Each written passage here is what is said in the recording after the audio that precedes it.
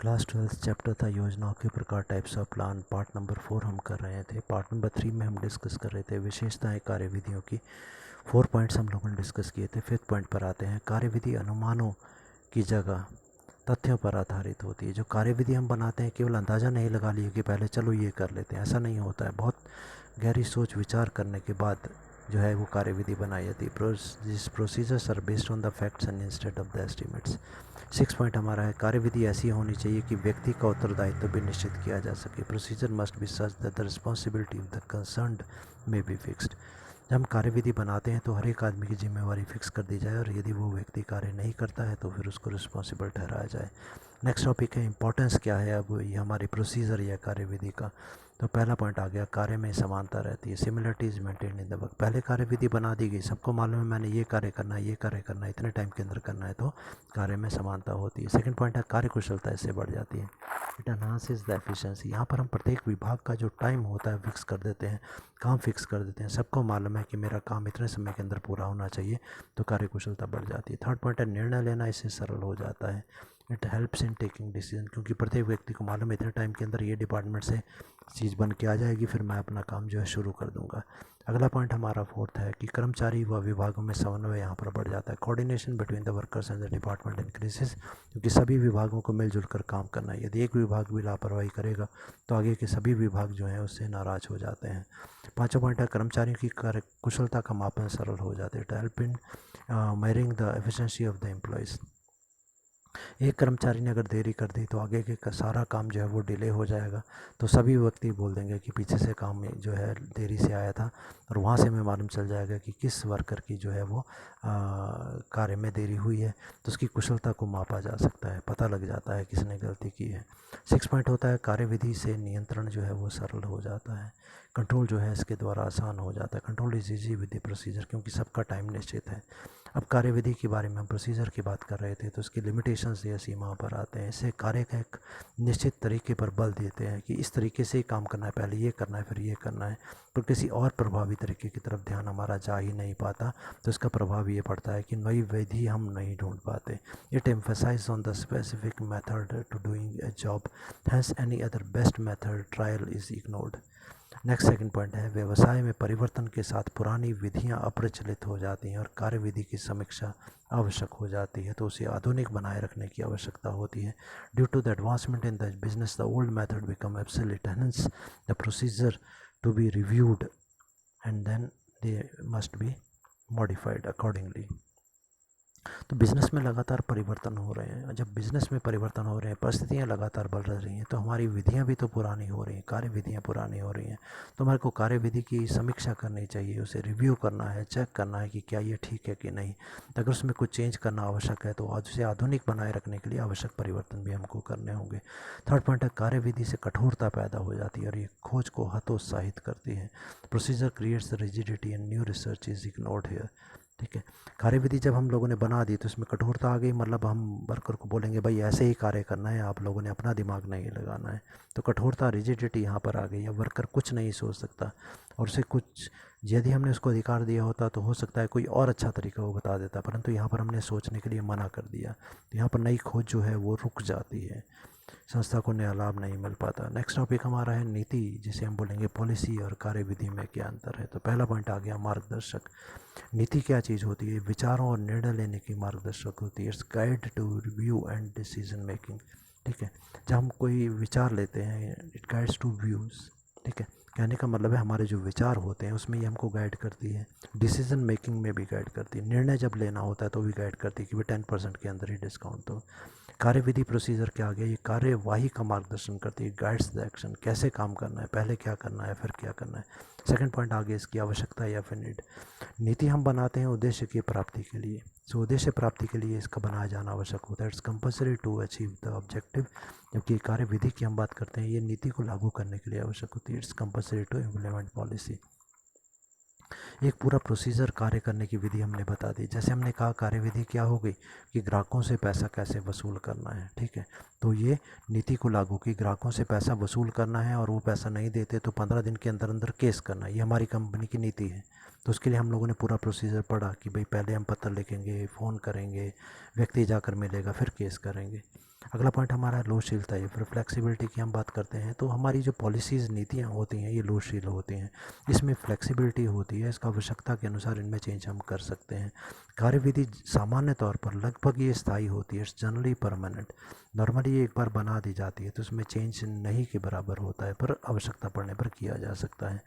Fourth point है निर्णयों में स्वतंत्रता, फ्रीडम एंड डिसीजन। पॉलिसी ये हमको एक सीमा बता देती है कि हमारे अधीनस्थों को इस सीमा के अंदर रहते रहते निर्णय लेने की पूरी स्वतंत्रता है। 10% हमारी सीमा होती है, उसके अंदर ही हमने डिस्काउंट देना होता है। Policy decide the limit and within these limits the worker have a full liberty to take decisions.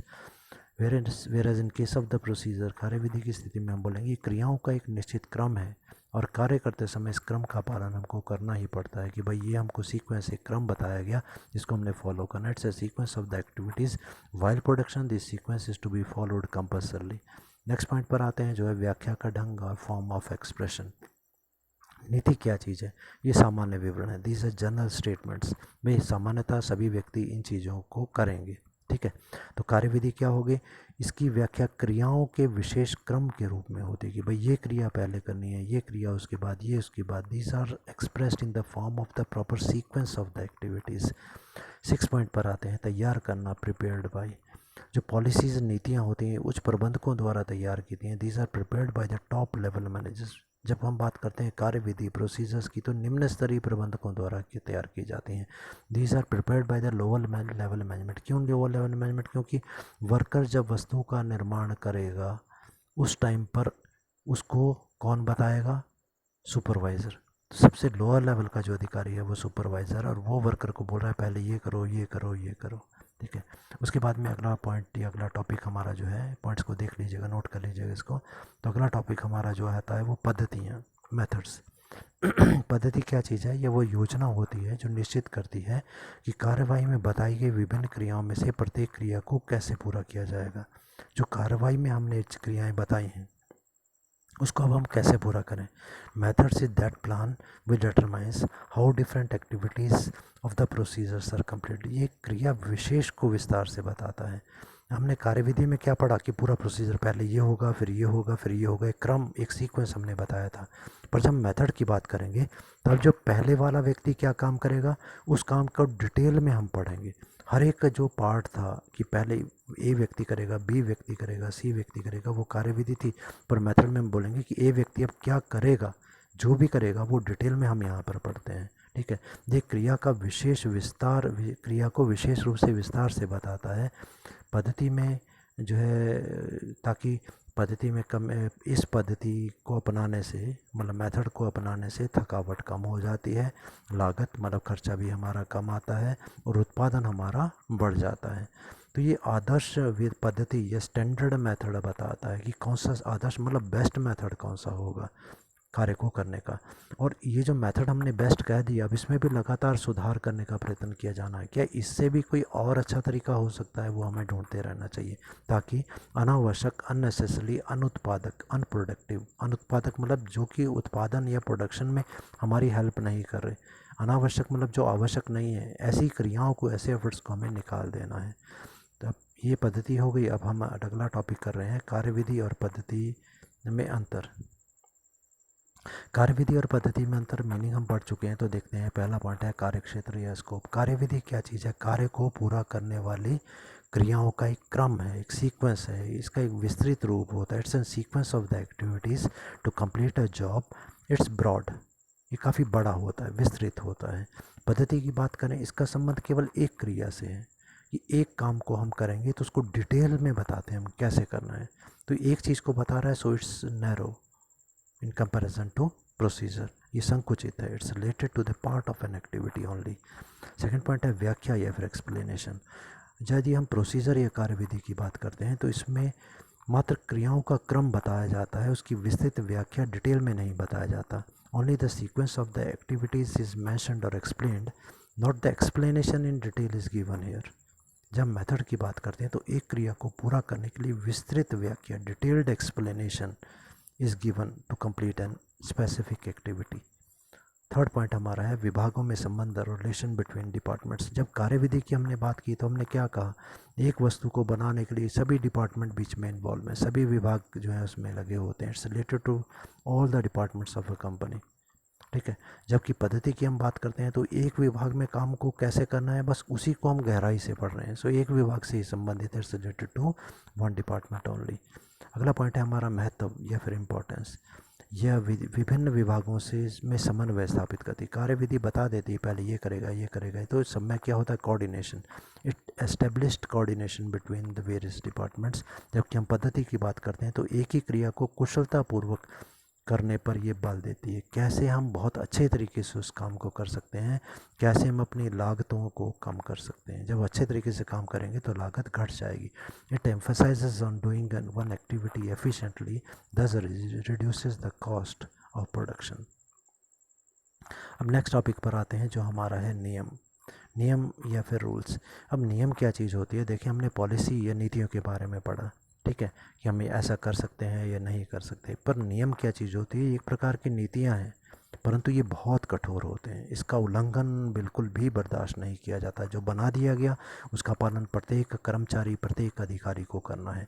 और यदि कोई व्यक्ति इसको नहीं मानता, इसका उल्लंघन करता है, तो उसके खिलाफ कार्रवाई की जाती है। दंड या फिर फाइन इत्यादि की व्यवस्था भी यहाँ पर होती है। Rules tell us what is to be done, how it is to be done, ठीक है, and what not to be done in a particular situation, ठीक है। अगर कोई व्यक्ति इसका पालन नहीं करता है, ये हमें बताते हैं कि क्या करना है और क्या नहीं करना है विशेष सिचुएशन में। और यदि हम इसका पालन नहीं करेंगे तो फाइन इत्यादि लगाया जा सकता है। ये बहुत निश्चित होते हैं, फिक्स होते हैं, हार्ड होते हैं, कठोर होते हैं और इनका दृढ़ता से पालन किया जाता है। व्यक्तिगत निर्णय का यहाँ पर कोई स्थान नहीं होता कि हम खुद फैसला लें, ऐसा नहीं होता। नियम है तो इसका पालन करना ही करना है। नियमों का बहुत बड़ा जो योगदान होता है वो कंपनी में अनुशासन या डिसिप्लिन बनाए रखने के लिए होता है।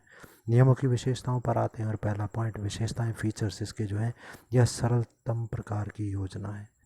It's N easiest way of planning. ये प्लानिंग है परंतु ये ईजी वे है, बस बना दिया नियम और ये बना दिया, अब इसका सबको पालन करना ही करना है। ये किसी मन मर्जी को की आज्ञा नहीं देता। Does not allow to work as per our wishes. हम अपनी मनमर्जी नहीं कर सकते, बस नियम है तो उसका पालन करना ही करना है। थर्ड पॉइंट है नियम पालन न करने पर दंड का प्रावधान है। Rules are not followed, there is an provision of the fine.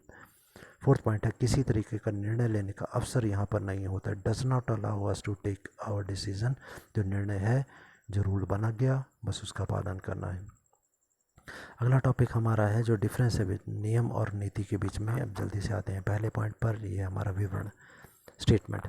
नियम क्या चीज़ है, ये विशेष विवरण, इट्स अ स्पेसिफिक एक्सप्लेनेशन, ये बता दिया जाता है विशेष तौर पर। जबकि नीति सामान्य विवरण होता है, ऐसे जनरल स्टेटमेंट और जनरल इंस्ट्रक्शन, जिसका पालन किया भी जा सकता है और नहीं भी किया जा सकता। सेकंड है मार्गदर्शक या गाइड, ये व्यवहार में मार्गदर्शक है, गाइड्स ऑफ आवर बिहेवियर। हमें कैसे काम करना है और कैसे नहीं करना है, उसमें ये हमारा मार्गदर्शन या गाइड करता है। जबकि नीति की हम बात करें, ये निर्णय की मार्गदर्शक है। It guides in taking decision और डिसीजन मेकिंग। हम निर्णय किस प्रकार से लेंगे, कितनी सीमा में रहते हुए निर्णय लेंगे, तब हमारा मार्गदर्शन करता है। थर्ड पॉइंट है निर्णय की स्वतंत्रता, फ्रीडम में डिसीजन। नियम की हम बात करें तो कठोर होते हैं निर्णय, इसलिए कोई स्वतंत्रता यहाँ पर नहीं होती है। Rules are rigid, hence no liberty to take decision. जब पॉलिसी की बात हम करें तो सीमाओं में रहते हुए निर्णय लेने की हमारे को पूरी स्वतंत्रता होती है। Full liberty within the limits to take decision. हमने कह दिया मैक्सिमम 10% डिस्काउंट, मैक्सिमम मीन्स 1 2 3 4 5 6 7 8 9, जितना मर्जी हम लोग लगा लें, यहाँ पर हमारे को छूट है। फोर्थ पॉइंट हमारा है लोचशीलता, फ्लेक्सिबिलिटी। जो नियम होते हैं इसमें कोई लोचशीलता नहीं होती, ये दृढ़ होते हैं, दीज आर रिजिड। जबकि नीतियाँ जो होती हैं ये लोचशील होती हैं, दीज आर फ्लेक्सिबल, चेंज किया जा सकता है। पांचों पॉइंट हमारा है एक्सेप्शन या फिर अपवाद। नियमों का कोई अपवाद नहीं होता, there is no exception to the rule. हम ये बोल सकते हैं जैसे कि नीति की बात है कि भाई हमने किसी भी ग्राहक को उधार नहीं देना, पर कोई कहासी आ जाएगा, कोई अपना मैनेजर ही होगा, डायरेक्टर ही होगा, उसको आप दे देना उधार, या आप जिसको पर्सनली जानते हैं अपने परिवार का सदस्य, उसको आप दे देना। यहाँ पर कोई अपवाद हो सकता है, एक्सेप्शंस हो सकती हैं, पर नियमों में कोई एक्सेप्शन नहीं होता। चाहे मैनेजर है, वर्कर है, डायरेक्टर है, कोई भी क्यों नहीं है, सबके लिए नियम समान होते हैं। This is no exception to the rules. हम नीति की बात करते हैं तो नीतियों के अपवाद हो सकते हैं। There can be an exception of the policy. 6 point हमारा है परिस्थितियाँ या फिर कंडीशंस। विशेष परिस्थिति के लिए बनाए जाते हैं। These are frame for the specific condition. नियम जो है एक विशेष परिस्थिति में लागू होते हैं। नीति की बात करें तो सामान्य परिस्थितियों के लिए बनाई जाती हैं। These are frame for the general conditions.